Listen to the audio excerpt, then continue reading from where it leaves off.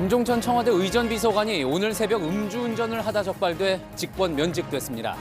김 비서관의 혈중 알코올 농도는 면허 취소 수준이었는데 경찰은 함께 타고 있던 직원도 조사하기로 했습니다. 한편 대전지법의 한 판사도 만취 상태에서 운전하다 적발돼 수사를 받고 있는 걸로 확인됐습니다. 양승태 전 대법원장 시절 법원 행정처장을 지낸 고영한 전 대법관이 피의자 신분으로 검찰에 소환돼 조사를 받고 있습니다. 전 대법관 3명이 줄줄이 소환되면서 사법농단 의혹의 정점으로 꼽히는 양승태 전 대법원장도 곧 소환될 걸로 보입니다. 이재명 경기지사의 부인 김혜경 씨가 2015년 1월 JTBC 앵커 브리핑 내용을 자신의 카카오 스토리에 공유할 당시 트위터 앱에 로그인한 걸로 보이는 정황이 포착됐습니다. 경찰은 김 씨가 트위터를 전혀 하지 않는다던 이재명 지사의 주장을 반박할 주요 정황으로 판단하고 있습니다. 오늘 아침 전국 곳곳의 기온이 영하권으로 떨어져 올가을 들어 가장 추웠습니다. 내일 서울에는 첫눈이 예보됐고 경기 강원 일부 지역에는 대설 예비특보가 내려졌습니다. 삼성전자가 반도체 백혈병 분쟁에 대해 오늘 공식 사과했습니다. 지난 2007년 황유미 씨가 숨지면서 시작된 분쟁이 11년 만에 마침표를 찍은 겁니다. 삼성전자는 반도체 생산 라인에서 1년 이상 일한 전현직 피해자 모두에게 보상하기로 피해자 단체 측과 합의했습니다. JTBC 뉴스룸 지금 시작합니다.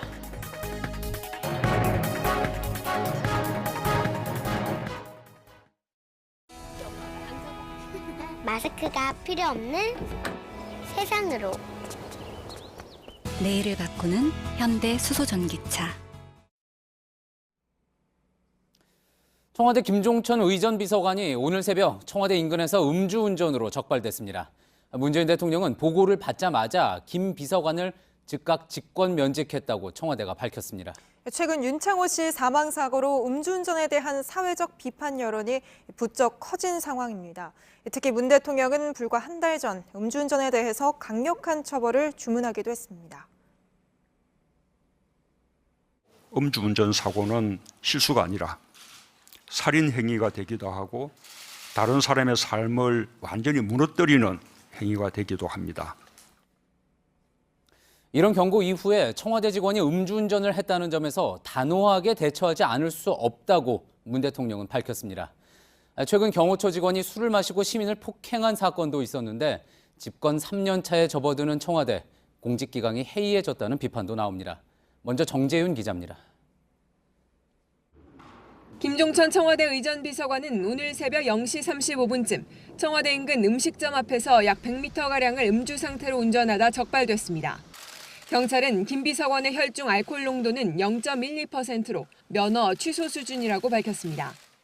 청와대 관계자는 김 비서관이 전출입 직원들과 회식을 하고 대리기사를 불렀지만 기사가 장소를 찾지 못하자 큰 길로 마중 나가다 적발됐다고 밝혔습니다. 당시 차량에는 의전비서관실 소속 직원 2명이 같이 타고 있었다고 공개했습니다. 청와대는 김 비서관이 관련 사실을 스스로 알리고 사직서를 내자 신속하게 직권면직 절차를 밟았습니다. 직권면직이란 공무원의 징계 사유가 발생했을 때 인사권자가 직권으로 공무원 신분을 박탈하는 것으로 공무원연금 등에서 불이익을 받게 됩니다. 김의겸 청와대 대변인은 직권면직 절차가 금년간 완료될 것이라고 말했습니다. 문 대통령은 대통령이 직접 음주운전에 단호하게 대처하겠다고 밝혔는데 이를 엄중하게 받아들이고 준수해야 할 청와대 직원이 어겼다는 점에서 단호하게 대처하지 않을 수 없다고 말했다고 김 대변인이 전했습니다. 또 차량에 동승한 청와대 직원 2명에 대해서도 경찰이 음주운전 방조 혐의를 조사해 나오는 결과에 따라 징계 여부를 결정하겠다고 밝혔습니다. JTBC 정재윤입니다. 곧바로 청와대 취재기자 연결해 보겠습니다. 정재윤 기자, 문 대통령이 오늘 바로 직권 면직을 결정했습니다. 상당히 신속한 결정으로 보이는데 어떤 과정을 거쳐서 정해진 겁니까?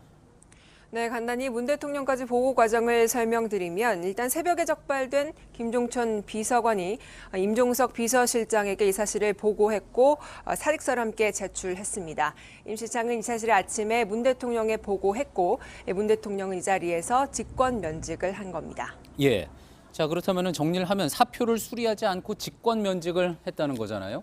이 사표를 수리하는 것과 직권 면직은 좀 차이가 있죠. 그렇습니다. 이 직권면직은 공무원의 징계 사유가 발생했을 때 직권으로 공무원 신분을 박탈하는 이 징계 성격이 큽니다. 직권면직은 징계 기록이 남게 되기 때문에 이후에 복직이라든지 공무원 연금 등에서 불이익을 받을 수 있습니다. 예, 이렇게 청와대가 징계 절차에 착수를 했다는 것, 그만큼 정치적인 부담이 컸다 이렇게 볼 수가 있겠네요. 그렇습니다. 문 대통령이 직접 한 달여 전에 음주운전은 살인행위다 이렇게까지 규정을 하면서 강력한 처벌을 주문한 바 있는데요. 이런 상황에서 이 대통령을 지근거리에서 보좌하는 의전 비서관이 음주운전을 했다는 사실 자체가 청와대로서는 상당한 정치적 부담을 느끼는 분위기입니다.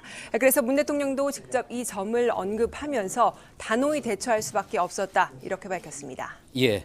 자, 그럼에도 불구하고 앞서도 사고가 있었고요. 이번 일을 계기로 청와대 공직기강이 도마에 오를 수밖에 없는 그런 모습입니다. 네, 그렇습니다. 지난 10일에도 이 청와대 경호처 5급 공무원이 술집에서 시민을 폭행해 불구속 입건된 사건이 있었는데요. 불과 2주 정도밖에 지나지 않았는데 현직 비서관이 음주운전으로 적발이 된 겁니다. 때문에 공직기강에 문제가 있는 게 아니냐 이런 비판을 피할 수 없다는 지적이 나오고 있습니다. 특히 이번 일로 분위기 쇄신 차원에서 이 청와대 참모진 개편도 당초 예상보다 빨라질 수 있다 이런 전망도 나오고 있습니다. 당초 오늘 집권 3년 차를 앞두고 이 비서관들을 대상으로 전체 이 워크숍이 있을 예정이었는데 어쨌든 청와대 밖에서 진행이 될 예정이었으나 이 분위기를 감안해서 청와대 경내에서 진행이 되기도 했습니다. 예, 청와대에서 정재윤 기자였습니다. 예, 이런 가운데 현직 판사도 음주운전을 하다 적발된 사실이 드러났습니다. 이 경찰 단속에 걸린 게 지난달 27일. 그러니까 부산에서 교통사고를 당한 윤창호 씨가 뇌사 상태에 빠지면서 이 음주운전에 대한 사회적 비판이 커지고 있던 때였습니다. 정원석 기자입니다. 지난달 27일 대전지법의 A 판사는 서울 강남에서 운전을 하다 음주 단속에 적발됐습니다. 군인 윤창호 씨가 부산에서 사고를 당해 음주운전 처벌을 강화하라는 사회적 공분이 거셌던 때입니다. A 판사의 혈중 알코올 농도는 0.05%로 면허 정지에 해당했습니다. A 판사는 주말 동안 서울에 와서 운전하다 단속에 걸린 것으로 파악됩니다. 단속 당일엔 귀가를 한 뒤 이달 11일에 경찰 조사를 받았고 음주 사실을 순순히 시인했다고 합니다. 사건을 건네받은 검찰은 조만간 A 판사를 재판에 넘길 방침입니다. 해당 판사에 대한 수사가 시작되면서 대법원 윤리감사관실도 보고를 받았습니다. 대법원은 판사가 소속된 법원의 법원장이 조만간 징계위원회에 회부할지 결정할 예정이라고 밝혔습니다. JTBC 정원석입니다. 사법농단 의혹을 수사 중인 검찰이 오늘 고영한 전 대법관을 피의자 신분으로 공개 소환했습니다. 임종원 전 법원행정처 차장을 구속해 재판에 넘긴 데 이어 차한성, 박병대, 그리고 오늘 고영한 전 대법관까지 검찰 수사가 빠르게 전개되고 있습니다. 검찰은 이들을 조사하면서 사법농단 의혹의 마지막 퍼즐을 풀고 조만간 양승태 전 대법원장을 소환할 걸로 보입니다. 검찰의 취재기자를 연결해 보겠습니다. 이가혁 기자, 고영한 전 대법관 어떤 혐의 받고 있는지부터 한번 설명을 들어볼까요? 네, 고 전 대법관은 양승태 전 대법원장 임기 후반기인 2016년 2월부터 지난해 5월까지 법원 행정처장을 지냈습니다. 이 구속된 임종원 전 차장과도 1년 정도 이 재직 시기가 겹치기 때문에 임 전 차장 공소장에는 고영한이라는 이름이 70차례 등장합니다. 이 대표적인 혐의는 지금 정리된 그래픽을 함께 보시면서 말씀드리겠습니다. 이른바 법조비리 사건을 축소하고 재판에 개입했다는 겁니다. 당시 스폰서로 알려진 건설업자 정모 씨가 어떤 재판을 받게 되자 부산 고법에 있던 문모 판사가 재판 정보를 유출했다는 의혹이 제기된 바 있습니다. 이 유출 의혹을 무마하는 과정에서 당시 법원 행정처장이었던 고영한 전 대법관이 나서서 부산 고등법원장에게 변론을 제기하라 이렇게 요청하는 등 재판에 개입했다는 겁니다. 또 전교조를 법의 노조로 인정할지 다툰 소송에서 행정처가 정부 측 서류를 대신 써주는 그런 의혹의 관여 혐의 등도 조사 대상입니다. 예. 자, 아마 지금 고영한 전 대법관 계속 조사를 받고 있을 것 같은데요. 혐의는 계속 부인하고 있다고 하죠? 네, 고 전 대법관은 오늘 오전 9시 10분쯤 이곳 서울중앙지검 청사에 도착해서 지금까지 11시간 정도 조사를 받고 있습니다. 오늘 아침에 포토라인에 서서 한 발언을 잠시 들어보시겠습니다. 저는 국민 여러분께 심려를 끼쳐드려서 대단히 죄송하고 누구보다도 지금 이 순간에도 옳은 판결, 바른 재판을 위해서 애쓰시는 후배 법관을 포함한 법원 구성원 여러분께 정말 송구스럽습니다. 네, 하지만 고 전 대법관은 수사 기밀 유출이나 재판 거래 같은 이 구체적인 혐의점에 대해서는 질문에 답을 하지 않았고 또 검찰 조사에서도 이 같은 혐의에 대해서는 부인하는 취지로 답을 하고 있는 것으로 전해집니다. 예. 자, 그렇다면 이제 남은 윗선은 양승태 전 대법원장 한 명뿐입니다. 자, 양 전 대법원장은 언제쯤 소환할 걸로 보입니까? 네, 검찰은 오늘 이 고 전 대법관의 조사 내용까지 어느 정도 정리가 되면 양 전 대법원장을 소환할 계획입니다. 다만 그 시기에 대해서는 아직 가늠할 수 없다 하면서 좀 신중한 입장입니다. 이 전직 대법관들을 추가로 불러서 더 조사할 내용이 많지 않다면 이르면 다음 달 초쯤 양 전 대법원장을 부를 수도 있다, 이런 관측도 있습니다. 예, 서울중앙지검에서 이가혁 기자였습니다. 예, 양승태 전 대법원장 시절 법원행정처가 문제법관으로 찍은 판사에게 인사불이익을 주는 것뿐 아니라 재임용 심사에서 탈락시키려고 한 정황도 드러났습니다. 특히 해당 판사에 대해서는 있지도 않은 정신적 문제가 있다는 식으로 문건에 적은 걸로 JTBC 취재 결과 파악됐습니다. 강현석 기자의 보도입니다. 양승태 전 대법원장 시절 A 판사는 보수적인 판결 등에 대해 비판을 해왔습니다. 이 때문에 당시 법원행정처는 A 판사를 해마다 문제법관으로 분류했습니다. 이른바 무리를 야기한 법관과 관련한 문건들에 A 판사를 비판하는 부정적인 내용들이 담겼고 심지어 정신적 문제가 있다는 취지의 내용까지 담겼다고 합니다. 사정당국 등에 따르면 2015년 행정처가 만든 문건엔 A 판사가 조울증을 앓고 있다며 재임용 심사를 할 예정 시기까지 거론했습니다. 판사는 10년마다 재임용 심사를 받는데 A 판사의 문제점을 기록한 뒤 심사 시점까지 적어놓은 겁니다. 이 문건은 해마다 A 판사가 근무한 법원의 법원장들에게 전달된 것으로 파악됐습니다.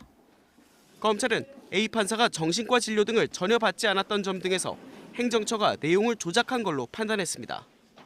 당시 행정처 인사실 소속 판사는 문건을 만든 경위에 대해 지금은 말하기 곤란하다고 했습니다. JTBC 강현석입니다.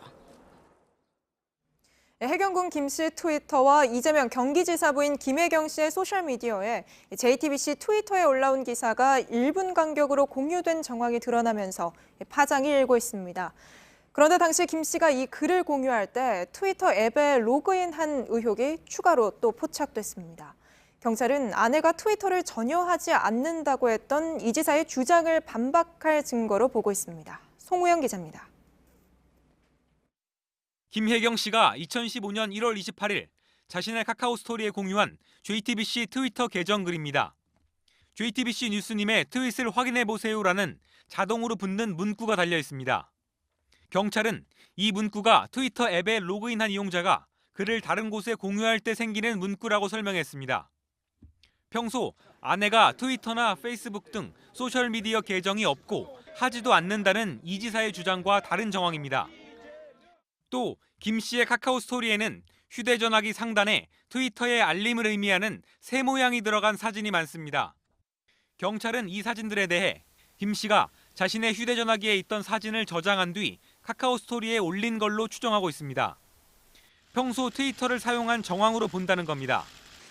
이에 대해 김 씨 측 변호인은 김 씨가 트위터를 이용했는지는 해경군 김 씨 계정 주인이 누군지를 찾는 수사와 전혀 무관하다는 입장을 밝혔습니다. JTBC 송우영입니다. 이런 가운데 김혜경 씨 측도 본격적인 대응에 나서는 모습입니다. 김 씨의 변호인이 어제 검찰에 의견서를 냈는데 해경군 김 씨 트위터 계정에 언급된 문재인 대통령의 아들 준용 씨의 취업 특혜 주장이 허위 사실인지 조사가 필요하다는 내용이 담긴 것으로 저희 취재 결과 확인됐습니다. 계정 주인이 누구인지와 별개로 허위 사실이어야지만 김 씨의 명예훼손죄가 성립한다는 주장입니다. 이재명 지사의 전 대변인은 사건을 수사한 경찰 간부들을 뇌물 혐의로 고발하기도 했습니다. 김필준 기자입니다. 이재명 경기지사의 부인 김혜경 씨의 변호인은 어제 23쪽 분량의 의견서를 검찰에 제출한 걸로 파악됐습니다. 해당 의견서엔 해경군 김 씨 트위터 계정의 실제 주인을 파악하는 것과 별개로 문준용 씨 취업 특혜 주장이 허위 사실인지 조사가 필요하다는 내용을 담았습니다. 앞서 경찰은 부인 김 씨가 해경군 김 씨 트위터에 문 씨의 취업 특혜 의혹을 제기했고 이것이 허위 사실 적시에 따른 명예훼손이라고 판단했습니다. 이에 대해 김혜경 씨 측이 해당 혐의가 성립하려면 취업 특혜가 허위인지를 따져봐야 한다고 나선 겁니다. 이런 가운데 오늘 이 지사 선거 캠프의 전 대변인은 경기 남부지방경찰청장과 분당경찰서장을 뇌물 혐의로 고발했습니다. 공사장 밥집 운영 등과 관련해 브로커로부터 억대의 돈을 받았다는 겁니다. 경찰은 사실무근이며 명예훼손이라고 반발했습니다. 해경군 김 씨 사건을 고발했던 이정열 변호사도 오늘 검찰에서 고발인 자격으로 조사를 받았습니다. JTBC 김필주입니다. 이렇게 각종 의혹이 나오고 있는 가운데 이재명 지사는 오늘도 이 사건과 관련해선 침묵을 지켰습니다. 내일 오전엔 친형을 강제 입원시킨 혐의로 검찰 조사를 받을 예정인데요. 이때 입장을 내놓을지 주목됩니다. 공다솜 기자입니다. 오늘 오전 경기도 북부청사에서 열린 행사에 이재명 경기지사가 모습을 드러냈습니다. 해경군 김 씨 사건 등 최근 불거진 의혹에 대한 취재진 물음엔 말을 아꼈습니다. 한마디 해달라는 질문에 안 되는 것 알면서 그러시냐고 답했습니다. 행사에 참석한 뒤 인사말을 할 땐 내일 검찰 수사를 받으러 가야 해서 부득이하게 일정을 바꿨다고 했습니다. 앞서 이 지사는 지난 월요일 경찰이 아내 김혜경 씨를 재판에 넘겨달라며 검찰로 보내자 혐의를 부인한 바 있습니다. 자신의 소셜미디어에 해경군 김 씨 트위터 계정의 주인이 아내가 아니라는 증거를 찾아달라는 게시글을 올리기도 했습니다. 그 뒤로 트위터 계정에 등록된 메일과 같은 아이디를 쓰는 메일이 자택에서 접속된 기록이 나왔다는 경찰 수사 내용도 공개되는 등 의혹 제기가 잇따랐습니다. 하지만 이 지사는 명확한 답변을 내놓지 않았습니다. 내일 이 지사는 친형을 강제로 입원시킨 혐의 등과 관련해 피의자 신분으로 조사를 받기 위해 수원지검에 출석하는데 입장을 밝힐지 주목됩니다. JTBC 공다솜입니다. 네, 반면 이해찬 민주당 대표는 엿새 만인 오늘 침묵을 깨고 처음으로 입장을 내놨습니다. 이 대표는 아직은 정무적인 판단을 할 때가 아니라면서 사법부의 판단을 기다리겠다고 했습니다. 이선화 기자입니다. 이해찬 더불어민주당 대표가 오늘 기자간담회를 열었습니다. 이슈는 단연 이재명 경기지사였습니다. 사건의 수사 과정, 또 검찰 송치 후에 검찰의 공소 과정, 그리고 이제 법원의 재판 과정, 이런 부분들을 보고서 우리가 판단을 해야지 현재로서는 어떤 정무적인 판단을 할 단계가 아니라고 보고 있습니다. 당의 기존 입장을 되풀이하는 수준이었지만 이 대표가 직접 이 지사를 언급한 건 처음입니다. 이 대표는 그간 이 지사 관련 질문이 나올 때마다 그만하라니까 예민한 반응을 보이거나 답변을 피했습니다. 간담회에선 안희정 전 충남지사와의 형평성을 지적하는 질문도 나왔습니다.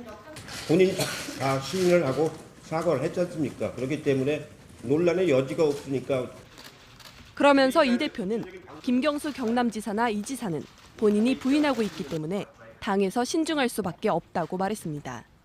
또 이 대표는 이재명 지사가 경찰의 수사에 대해 정치적 의도가 있다고 비난한 것에 대해서는 자신이 답변할 부분이 아니라며 선을 그었습니다. JTBC 이선화입니다.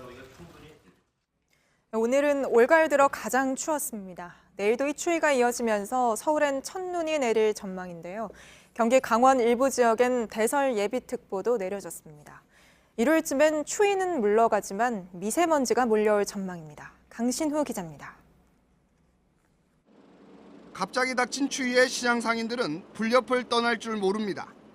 어제보다 더 두꺼운 옷차림의 시민들은 잔뜩 움츠러들었습니다. 강원도는 이미 겨울입니다.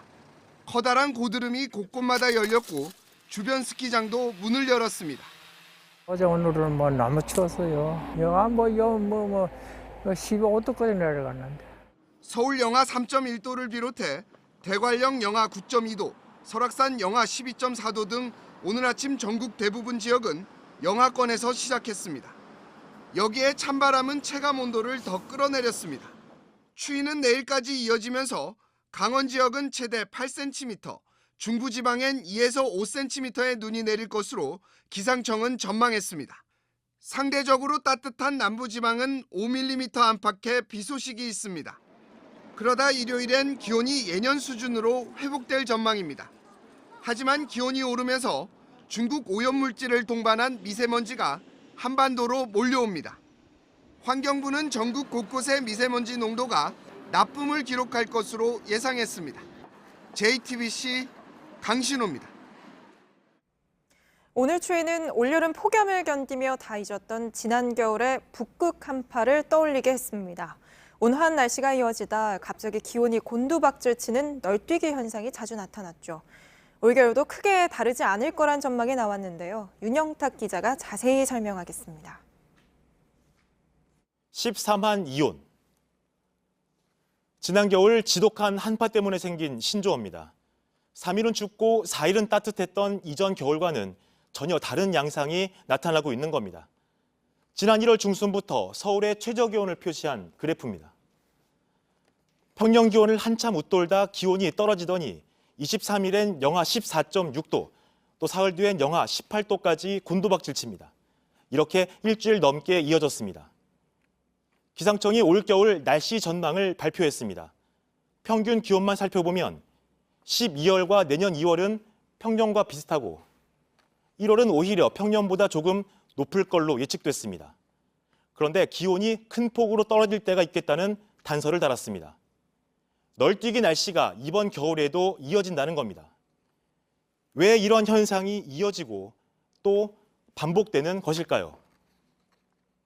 엘니뇨와 북극의 얼음, 해빙 면적으로 설명할 수 있습니다. 이 그래픽처럼 적도 부근의 태평양에 감시 구역이 있는데 해수면 온도가 높으면 엘니뇨 현상이 일어납니다. 고기압대가 만들어지면서 남풍 계열의 바람을 타고 적도의 뜨거운 공기가 한반도에 영향을 줄 가능성이 높아집니다. 현재 약한 엘니뇨 현상이 관측되고 있고 이 영향이 내년 봄까지 지속될 전망입니다. 반대로 이 그래픽은 올 9월 측정된 북극의 해빙 면적인데요. 30년 평균 면적보다 200만 제곱킬로미터가 적습니다. 한반도 면적의 10배나 되는 얼음이 사라졌습니다. 빛을 반사하는 얼음 면적이 줄면 북극의 기온이 오르고 중위도와의 온도차도 줄어듭니다. 이 사이를 흐르는 제트기류의 힘도 약해지면서 북극의 찬 공기가 한반도까지 내려와 일주일 혹은 열흘 이상 머물다 가는 겁니다. 결국 지구온난화가 그동안 우리 겨울을 상징했던 3한 4온을 옛말로 만들어버렸습니다. JTBC 윤영탁입니다. 오늘 삼성전자가 반도체 직업병 논란에 대해 공식 사과하고 이르면 올해 말부터 피해자들에게 보상하겠다고 밝혔습니다. 삼성전자 기흥공장 노동자였던 고 황유미 씨가 백혈병으로 숨진 지 11년 만입니다. 피해자 가족들은 사과를 받아들이면서도 눈물을 멈추지 못했습니다. 윤정식 기자입니다. 오늘 이 자리를 빌어 병으로 고통받고 있는 직원들과 그 가족분들께 진심으로 사과드립니다. 삼성전자 기흥 반도체 공장에서 일하던 황유미 씨가 급성 백혈병으로 사망한 건 지난 2007년. 이후 피해자가 늘어났지만 삼성전자 측은 반도체 공정과 직업병의 연관성을 인정하지 않았습니다. 오늘 삼성전자는 반도체 직업병 피해자들에 대한 사과와 함께 작업장에 대한 관리 소홀 책임도 인정했습니다. 과거 반도체 및 LCD 사업장에서 건강 유해 인자에 의한 위험에 대해 충분하고 완벽하게 관리하지 못했습니다. 피해자 가족들은 11년 만에 사과를 받아들이면서도 일부는 눈물을 멈추지 못했습니다. 그러니 저는 오늘의 사과를 삼성전자의 다짐으로 보고 받아들이려 합니다. 삼성 측은 조정위가 제시한 대로 반도체 공장에서 1년 이상 일하다 질병을 얻은 노동자 전원에게 보상하기로 했습니다. 질병 대상도 백혈병뿐만 아니라 파킨슨병과 같은 희귀 질환과 습관성 유산 등도 포함시켰습니다. 삼성은 산업재해 예방을 위해 500억 원을 한국산업안전보건공단에 기탁하기로 했습니다. 피해자들에 대한 실질적 보상은 이르면 올해 안에 시작될 예정입니다. JTBC 윤정식입니다. 조명균 통일부 장관이 빠르면 이달 안에 남북 철도 공동조사가 이행될 거라고 말했습니다. 평양 공동선언에서 약속했던 철도를 연결하는 착공식도 곧 추진을 하게 될 텐데요. 북미 관계가 주춤한 상황에서 남북이 계속 접촉할 계기가 될 걸로 보입니다. 김소현 기자입니다. 조만간 철도 공동조사가 이행이 될 수 있을 것으로 예상을 하고 있습니다. 빠르면 이달 중에. 조 장관은 국회 남북경제협력특별위원회에서 북측과 일정을 조정하는 것이 남아있다며 이같이 말했습니다. 미국 정부도 남북 간 교류 협력을 반대하지 않는다는 입장이라며 잘 얘기하며 풀어나가자는 것이라고 설명했습니다. 외교부 관계자는 어제 정부가 유엔에 남북 철도 조사 관련 대북 제재 면제를 요청한 데 대해 빠르면 다음 주 초에 제재를 면제받을 가능성이 크다고 말했습니다. 조만간 결론이 나고 그 결론은 긍정적인 방향으로 날 것으로 저희는 예상을 하고 있습니다. 조 장관은 다만 평양 정상회담 합의대로 올해 안에 착공식을 하는 건 미국과 더 협의해야 한다고 밝혔습니다. 남북이 지난 8월 말 추진한 경의선 철도 공동조사는 유엔군 사령부가 조사 차량 등의 군사분계선 통과를 승인하지 않아 이뤄지지 못했습니다. 지난 20일 워싱턴에서 열린 한미 워킹그룹 첫 회의에서 미국이 남북 철도 공동조사에 강한 지지를 표명했다고 우리 정부는 밝혔습니다. JTBC 김소현입니다. 이달 초 동해상에서 조업 중이던 우리 민간 어선이 북한에 납포됐다가 풀려난 사실이 뒤늦게 알려졌습니다. 무장한 북한 군인들이 배를 북한 수역으로 데리고 갔는데 어선은 2시간 만에 풀려났습니다. 달라진 남북 관계가 반영된 걸로 보입니다. 조승현 기자입니다. 지난 3일 오후 5시 45분 우리 어선 SO는 동해 북방 조업자재 해역에서 납포됐습니다. 남과 북이 서로 자신의 배타적 경제 수역이라고 주장하지만 양측 어선 모두 조업을 할 수는 있는 곳입니다. 고무보트로 접근한 북한 군인 7명은 어선에 올라 조업 중이던 선원 10명을 배 안 식당에 가뒀습니다. 그리고 선장에게 배를 몰게 해 북한 수역 쪽으로 13km 정도 이동했습니다. 조업자재 해역에 북한 경비정이 나타난 것도 우리 어선이 납포된 것도 모두 정전협정 이후 처음입니다. 과거 북한이 우리 어선을 납포하면 송환까지 시간을 끄는 경우가 많았습니다. 그런데 이번엔 좀 달랐습니다. 북한 수역에 배가 도달하자 상급자가 올라타더니 남북관계가 화해 분위기고 통일이 될 테니 돌아가라고 말했다는 겁니다. 곧바로 북한군은 배에서 내렸고 납포 2시간 15분 만인 오후 8시쯤 어선은 풀려났습니다. 한편 납포됐던 선장이 엿새 뒤 해경에 신고하기 전까지 우리 정부는 이 사실을 몰랐습니다. 이 일로 청와대에선 2차례 국가안전보장회의가 열린 것으로 알려졌습니다. 통일부는 오늘 오전 북측에 유감을 표시했습니다. JTBC 조승현입니다. 최근에 대통령 주변 인사를 사칭한 사기가 부쩍 늘자 청와대가 직접 나서서 주의를 당부했었죠. 그런데 노무현 전 대통령 부인 권양숙 여사를 사칭해 4억 5천만 원이나 뜯어낸 사건이 있었습니다. 이 돈을 뜯긴 사람은 윤장현 전 광주광역시장이었습니다. 정진명 기자입니다. 대통령과 친인척, 청와대 인사의 이름을 대고 돈을 요구하는 사람이 있으면 무조건 사기로 생각하고 최근 대통령 주변 인물을 사칭한 사기 사건이 부쩍 늘자 청와대 대변인이 나서 주의를 당부했습니다. 그런데 현직 대통령 주변만 사칭 대상이 아니었습니다. 49살 김모 씨는 지난해 12월 광주 전남 지역 인사 10여 명에게 문자 메시지를 보냈습니다. 자신이 고 노무현 전 대통령 부인 권양숙 여사라며 딸 사업 문제로 5억 원이 필요하니 빌려주면 곧 갚겠다는 내용이었습니다. 대부분 무시했지만 평소 친분이 있던 윤장현 전 광주광역시장은 4차례에 걸쳐 4억 5천만 원을 보냈습니다. 윤 전 시장은 직접 통화를 해봤더니 경상도 사투리를 쓰고 목소리도 비슷해 감쪽같이 속았다고 경찰에 진술한 것으로 전해졌습니다. 지금은 의료봉사 활동차 네팔에 머물고 있어 직접 연락이 닿지는 않았습니다. 김 씨는 김종숙 여사라고 속여 접근하기도 했습니다. 하지만 김 씨와 통화한 다른 사람이 경찰에 신고하면서 덜미가 잡혔습니다. 김 씨는 과거 민주당 선거운동원으로 활동했는데 당시 얻은 전화번호를 범행에 이용했다고 경찰은 밝혔습니다. JTBC 정진명입니다. 동네 마트나 편의점에서 자영업자들이 내는 카드 수수료가 줄어듭니다. 당정이 오는 26일 이를 확정하는데 이를 위해 통신사나 정유사 같이 큰 규모로 카드사와 거래하던 가맹점들이 받던 혜택을 줄이는 방안이 거론됩니다. 근데 또 이렇게 하면은 그동안 소비자들이 카드사에서 받던 각종 혜택이 줄 수 있다는 우려도 나옵니다. 송승환 기자입니다. 정부가 카드 수수료율 인하를 검토하는 대상은 매출이 5억 원을 넘는 일반 가맹점입니다. 동네 마트나 편의점 등이 대표적입니다. 이들은 백화점이나 대형 마트보다 오히려 수수료를 더 물고 있다며 반발해왔습니다. 카드 수수료율은 가맹점의 매출 규모에 따라 최대 한도가 나뉩니다. 매출 3억 원 이하의 영세 가맹점은 0.8%지만 5억 원을 초과하면 2.3%로 크게 뜁니다. 하지만 대형마트나 통신사는 1% 후반에서 2% 초반으로 오히려 낮습니다. 대기업들은 카드사와 개별 협상을 통해 수수료 부담을 낮추기 때문입니다. 정부와 여당은 일반 가맹점이 내는 수수료를 매출 규모에 따라 내리는 방안을 논의 중입니다. 문제는 재원입니다. 카드사가 정유사, 통신사 등 대형 가맹점에 주는 마케팅 비용을 줄이는 방안이 거론됩니다.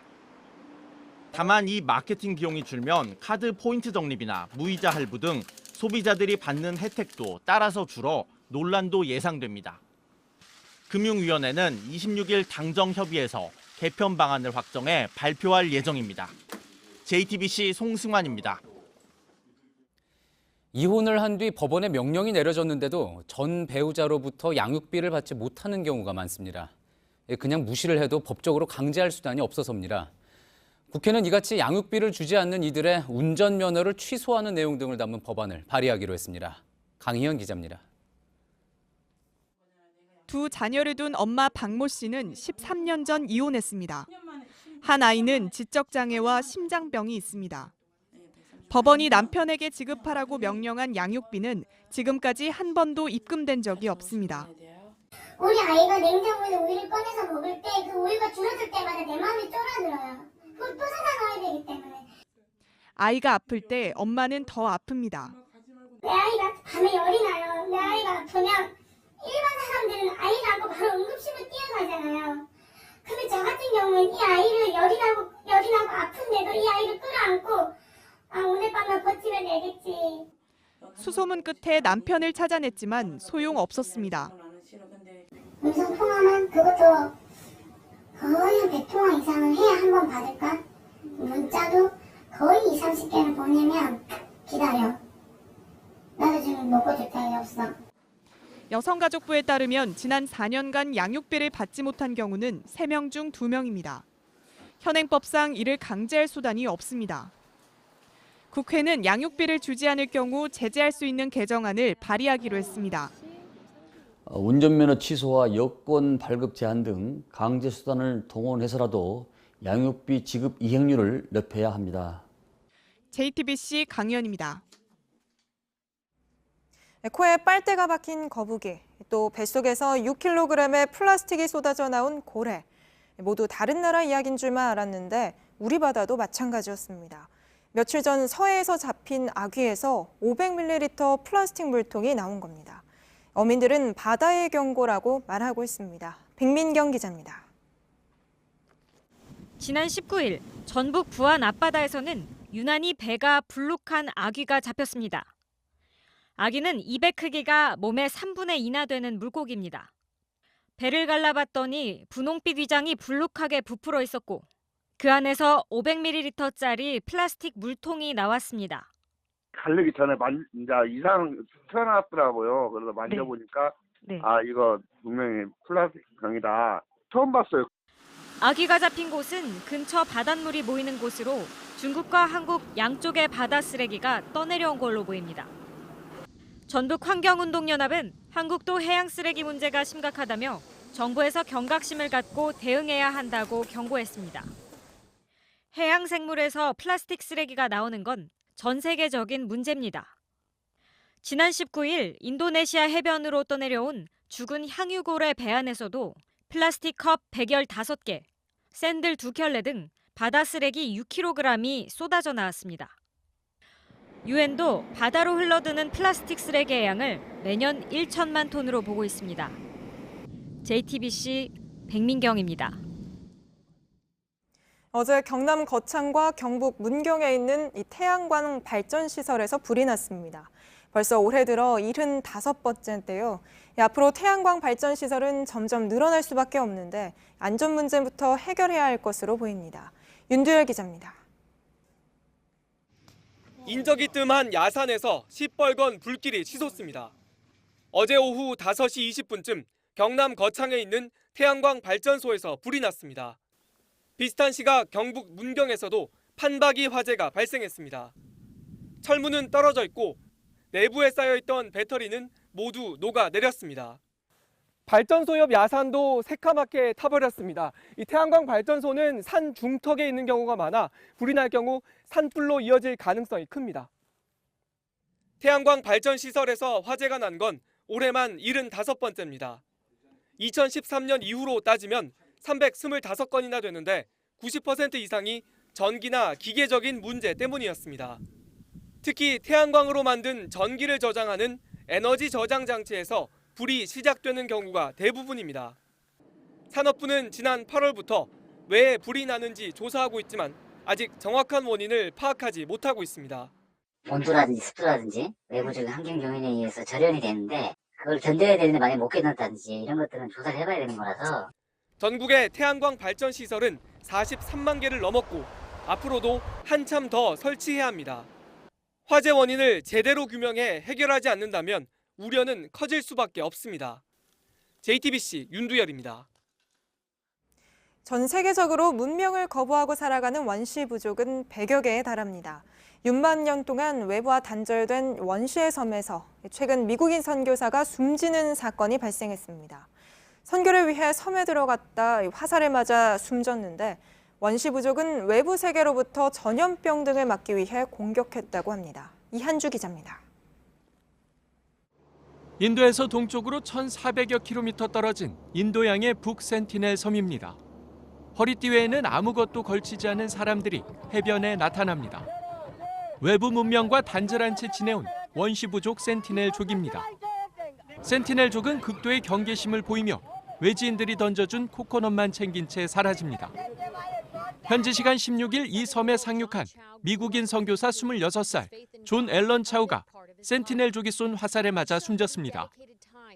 인도 정부가 섬 출입을 금지했지만 선교를 위해 섬에 상륙했다가 변을 당한 겁니다.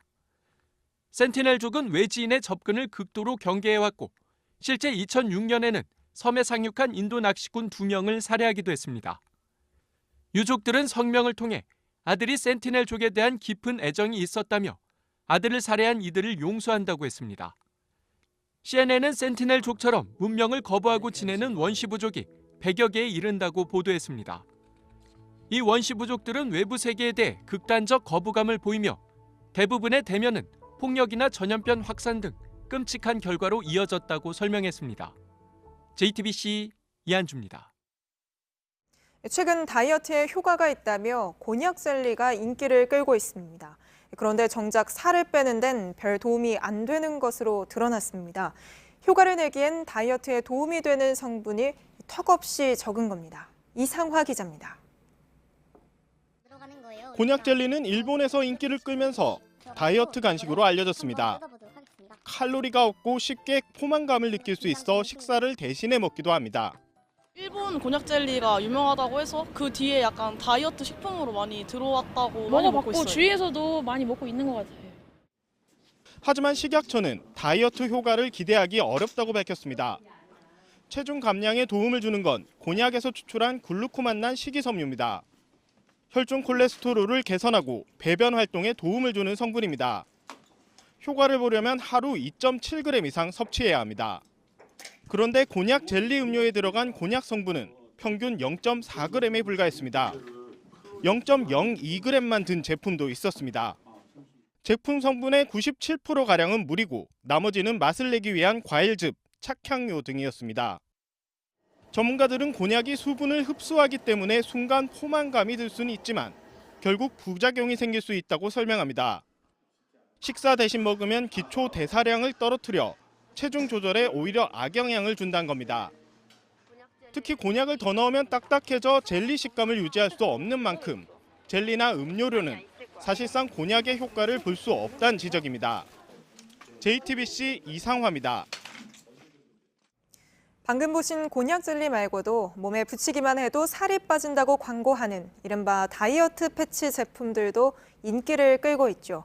그런데 역시 효과가 제대로 검증되지 않은 데다가 사용하다가 피부에 화상을 입는 경우까지 있다고 합니다. 전다빈 기자입니다. 30대 여성 A씨는 다이어트 패치를 썼다가 저온 화상을 입었습니다. 8시간까지 붙이고 있어도 된다는 제품이었는데 사용한 지 2시간 만에 화상을 입은 겁니다. 50대 여성 B씨는 8시간 동안 패치를 배에 붙였는데 떼어내다가 피부 일부까지 같이 벗겨졌습니다. 이렇게 다이어트 패치 부작용을 호소하는 경우를 인터넷에서도 흔히 볼 수 있습니다. 한국소비자원은 다이어트 패치를 쓰고 난 뒤 피부가 가렵고 발진이 생기거나 화상까지 입는 경우도 있다고 했습니다. 다이어트 패치 제품은 아직 별도 안전 기준이 없고 대부분 의약품이나 화장품이 아니라 일반 공산품으로 취급됩니다. 관리가 엄격하게 안 되는 겁니다. 또 다이어트 패치 업체들은 붙이기만 해도 셀룰라이트나 지방이 줄어든다고 광고했습니다. 소비자원 조사 결과 온라인에서 많이 팔리는 제품 15종류 모두 마치 의학적인 효능이 있는 것처럼 소비자가 오해할 수 있는 표현을 썼습니다. 전문가들은 패치 제품은 피부에 직접 닿는 만큼 더 조심해서 써야 한다고 했습니다. JTBC 전다빈입니다. 대통령이 재판 결과에 대해 특정 판사를 비난하고 대법원장은 대통령 발언의 문제점을 지적하는 상황. 트럼프 미국 대통령과 연방법원 사이에 연일 날선 긴장이 이어지고 있습니다.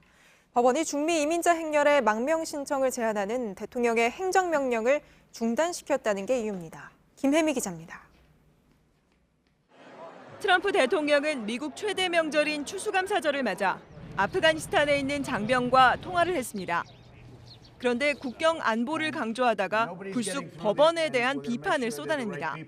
We get a lot of bad court decisions from the Ninth Circuit, which has become a big thorn in our side. It's a terrible thing when judges take over your protective services. 최근 캐러밴의 미국 입국과 망명 신청을 제한하는 대통령 행정명령에 대해 법원이 임시 중단 명령을 내린 걸 두고 한 말입니다. 이 같은 비판은 해당 법원뿐 아니라 연방 대법원장을 향해 있습니다. 처음 트럼프 대통령이 판결을 내린 존 티거 판사를 오바마의 판사라고 비난하자 로버츠 대법원장은 오바마 판사, 트럼프 판사가 없다며 독립적인 사법부를 강조했습니다. 이에 트럼프가 미안하지만 오바마 판사들을 두고 있다며 다시 공격한 데 이어 추가 발언까지 내놓은 겁니다. AP통신은 대통령이 특정 판사를 지목해 비난하는 일이나 대법원장이 대통령의 발언에 직접 반론을 제기하는 일도 현대사에 전례가 없는 일이라고 전했습니다. JTBC 김혜미입니다. 일본의 닛산, 프랑스의 르노를 함께 이끌다가 급여를 축소 신고한 혐의 등으로 체포된 카를로스 곤 회장이 어젯밤 전격 해임되면서 프랑스와 일본의 갈등이 갈수록 깊어지고 있습니다. 불평등한 두 회사의 지배구조를 바꾸자는 닛산 측 요구에 이번엔 프랑스 대통령 관저가 반대 입장을 분명히 했습니다. 일본에선 닛산이 르노의 노예냐 이런 반발까지 나왔습니다. 도쿄에서 서승욱 특파원입니다. 르노가 소유한 닛산의 지분은 43.4%, 반면 닛산이 소유한 르노의 지분은 15%에 불과합니다.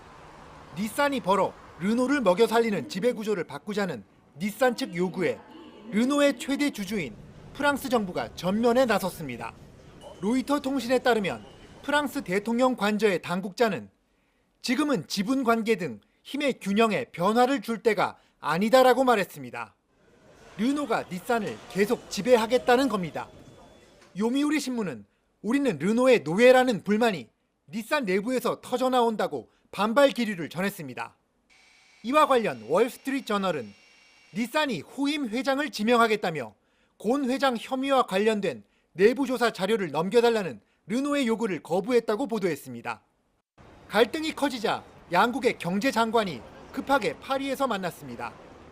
アライアンスの関係が安定的に続くことが非常に重要。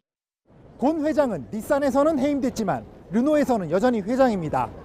양측 간 힘겨루기는 이제부터 시작이라는 분석입니다. 도쿄에서 JTBC 서승욱입니다.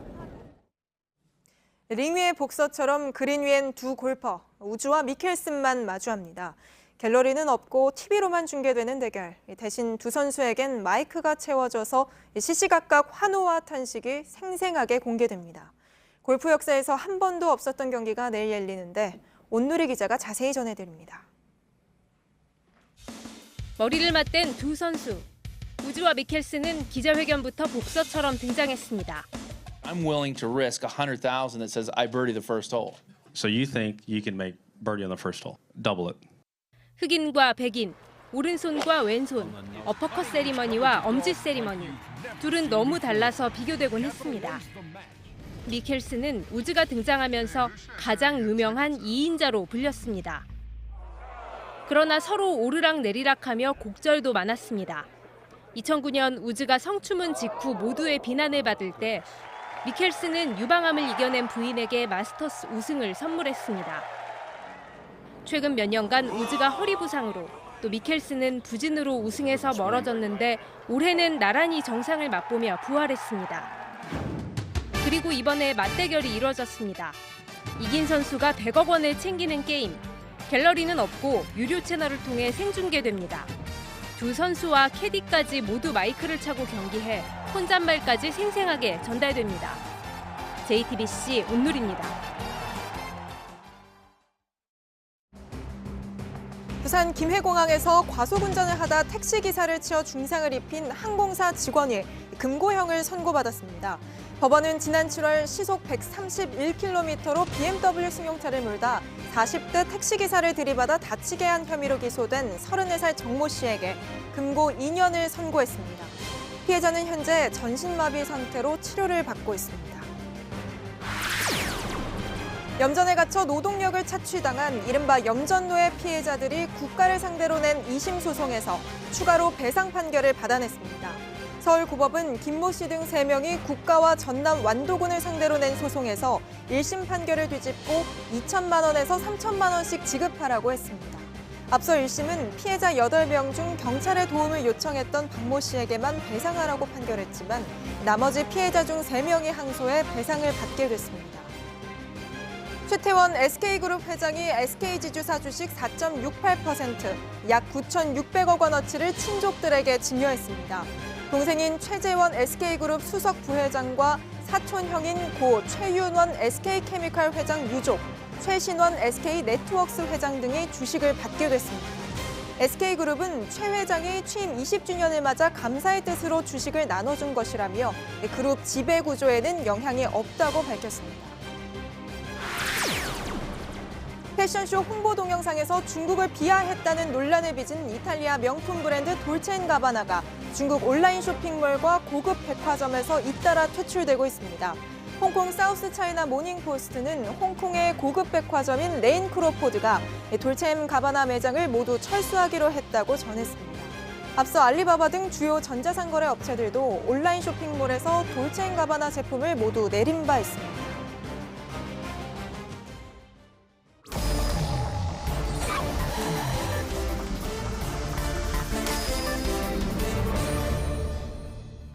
예, 비하인드 뉴스 안지연 기자 나와 있습니다. 안 기자, 첫 번째 키워드부터 볼까요? 네, 첫 키워드는 오전 11시 50분입니다. 예, 트윗 배경 사진은 더불어민주당 회의실 모습인데 어떤 내용입니까? 네, 오늘은 키워드 설명 전에 만평부터 보고 시작하겠습니다. 예. 네, 아주대 의과대학 정민석 교수가 연재한 만평인데요. 주인공이 바로 대학원생입니다. 보시는 것처럼 교수님을 뵙고 싶은데 실험 이야기를 해야 되는데 오래 이야기하면 고단하다. 그러니까 짧게 이야기하고 싶다. 그러면서 교수님을 찾아간 시각 보시는 것처럼 오전 11시 45분입니다. 예. 그러니까 통상 점심시간 직전인데요. 기대했던 대로 교수님은 점심을 먹어야 하니까 짧게 이야기하자 이렇게 답을 합니다. 예. 그래서 이 만평의 제목이 여기 나와 있는 대로 짧게 이야기하려는 꽤 이거군요. 상당히 좋은 아이디어인 것 같은데 자, 이 만평 언급한 이유가 뭡니까? 그런데 공교롭게 오늘 민주당에선 이해찬 대표 기자간담회가 열렸는데 그 시작 시각이 공교롭게도 점심시간 직전인 오전 11시 50분이었습니다. 예, 11시 50분이면 이 만평에 나왔던 11시 45분보다도 5분이 더 늦은 시간인 건데 자, 보통은 뭐 정치권 간다면은 점심시간 피해서 열지 않습니까? 그런 점을 봤을 때 상당히 이례적이라고 볼 수가 있겠군요. 네, 그렇습니다. 그래서 이해찬 대표 측에게 물어봤는데 그 이유를 밝히긴 했습니다. 그러니까 오늘 오전에 예정됐던 본회의뿐만 아니라 민생연석회의가 길어질 수 있기 때문에 넉넉하게 11시 50분으로 잡았다. 그렇게 얘기했고요. 예. 하지만 애당초 11시 30분이었던 간담회 시작 시각을 당일인 오늘 아침에 11시 50분으로 늦추면서 일각에선 기자간담회를 되도록 짧게 하려는 거 아니냐 이런 관측이 나오기도 했습니다. 11시 반도 상당히 늦은 시간인데 20분을 더 늦췄다는 거군요. 맞습니다. 예. 또 여기에 더해서 하루 전인 이 대표의 다음 일정을 이유로 질문을 3개만 받겠다 이렇게 공지하기도 했는데요. 이 부분에 대해서는 기자들이 이의를 제기해서 질문 개수 제한은 없던 일이 되기도 했습니다. 그렇군요. 시작 시간을 다소 좀 늦은 시간에 잡을 뿐만이 아니라 질문 수도 3개로 제한을 했기 때문에 아까 봤던 그 만평처럼 간담회 시간 자체를 줄이려고 한 것 아니냐 뭐 이런 오해를 나올 수도 있었다는 그런 이야기군요. 자, 그렇게 시간이 부족했다 그러면 아예 날짜를 바꿨어도 됐을 텐데 왜 안 그랬다고 합니까? 이 부분에 대해서도 민주당 관계자에게 물어봤는데 일단 다른 날로 바꾸면 한없이 늦출 수도 없는 데다가 애당초 이번 기자간담회를 잡은 이유 자체가 이재명 지사를 둘러싼 그 당의 입장을 묻는 질문들이 최근에 많아졌고 또 오늘 마침 이 팀장급 기자인 여당 반장들과의 오찬도 예정돼 있어서 그 전에 출입 기자들과 함께 만나자 이런 취지에서 간담회를 마련한 것이었다 이렇게 설명하기도 했습니다. 예, 그렇군요. 자, 그러면 간담회 분위기는 어땠습니까? 네, 그동안 이해찬 대표 이재명 지사에 관련 질문만 나올 때마다 다소 불편하고 예민한 이런 반응을 보인 바 있었습니다. 그러나 오늘 분위기는 사뭇 달랐다고 하는데요. 이전 모습과 오늘 모습을 함께 보시면 그 차이가 확연하게 구별되는데 한번 지켜보시죠. 예. 장에서 어떤 조치하실지 한번 말씀해 주시죠. 그만들 해 이제. 오늘 최고위에서는 좀 논의가 안 나왔나요? 그만하라니까. 이 사건의 구체적인 내용에 관해서 우리가 잘 몰라요, 실제로가. 이런 부분들을 보고서 우리가 판단을 해야지 현재로서는 어떤 정무적인 판단을 할 단계가 아니라고 보고 있습니다. 예, 그러니까 이제 앞에 봤던 화면이 이제 지난 19일이었고 이제 뒤에 봤던 화면이 오늘 화면이고 분위기가 좀 달랐다는 거군요. 맞습니다. 또 오늘 기자간담회 질의응답 시간에는 이재명 지사 관련한 질문이 4개 연달아 나왔는데 이전에 비하면 이렇게 질의응답에 제한 없이 답하는 모습이었습니다. 예, 그렇군요. 다음 키워드로 한번 가볼까요? 네, 다음 키워드는 민문이에서 얼룩무늬입니다. 예, 판문점 공동경비구역의 남북 군사들 모습인데 어떤 내용입니까? 오늘은 판문점에 있는 북한 병사들의 군복 얘기를 하려고 합니다. 최근 그 군복이 바뀌었다고 하는데요.